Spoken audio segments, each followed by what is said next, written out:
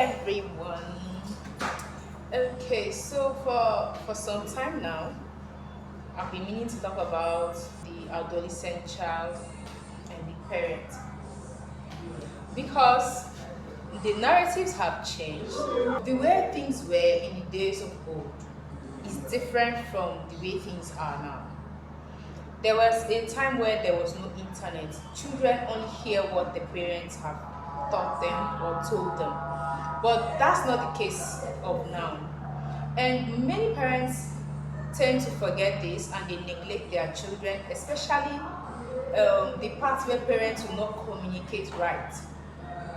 You tell a child something in parables, assuming that the child understands you, and when that thing doesn't really happen the way you said it, the child will feel like you have lied to him and he can decide to believe whoever that has actually told him something different. Okay, so it is very important for parents to communicate right. By communicating right, what do I mean? I mean, a parent can say, do not allow anyone to see your pants. And I believe there was a story they always tell us that.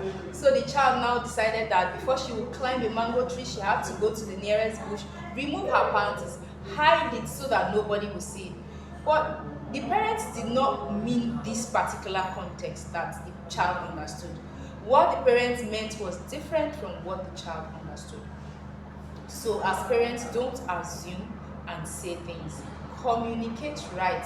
And there should be a room for communication between you and your child every time, so that you can be accessible enough for this child to always come back to you for more learning.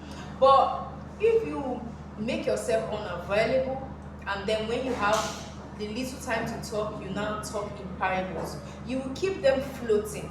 And when teenagers are floating like this, these days now that they have internet, they can have somebody who listens to them and who they give a listening ear to outside, maybe in the internet space or any other place, that will be telling them something else, feeding them with something different, and you see your child going astray, you see your child growing with some other kind of mentality that you will not even know. And before you will realize it, it will be too late. And these adolescents, they have a lot of emotions everywhere because they are experiencing new things in their body, in their lives, in their emotions, and they have so many questions that are unanswered, and they are looking up to you to fill these gaps that they have.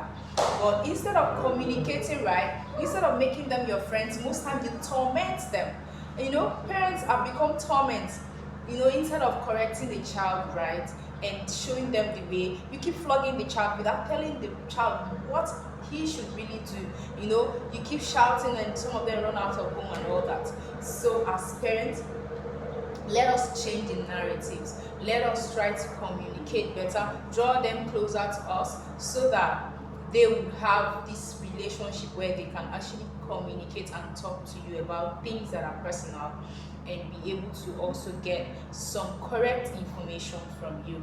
Learn to use the right words and right names of things, okay? So that parents would not have a gap with their children, where children will feel like, okay, my parents are lying to me, or they are not accessible enough for me to ask some necessary questions, and then they move away from home. And there are people who are always pretending to be accommodating enough to actually talk to your children because they want to mislead them.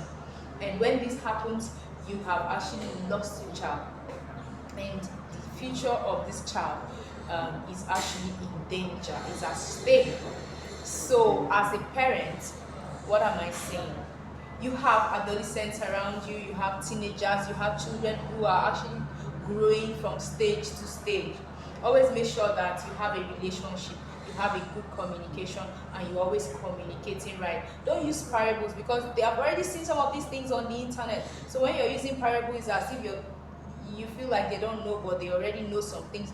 So you should actually tell them the truth about these things they already know, that this is actually the reality about these things that you have seen, you have heard, you have known.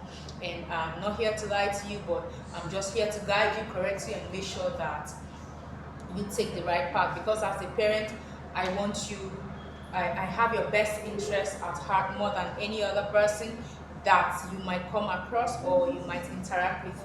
And I believe that when you communicate right, the children will also have some form of trust in you, and this will help them to bring more information and also be more inquisitive around you so they can learn more from you.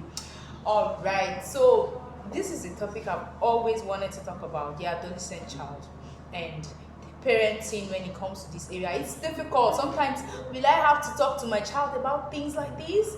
And sometimes you feel it's awkward, but you have to start from somewhere, right? And make sure that if you shy away from communicating these things, um, these children will fall into a dish that you might not be able to retrieve them from. So don't shy away from communicating these things with your children, and you make sure that you always correct them with love and redirect them while correcting them, and not just flog and shout and push them away, and they will run around, run outside looking for love, and somebody will give them some form of love, false love, just to get their attention, and they will mislead and jeopardize their future.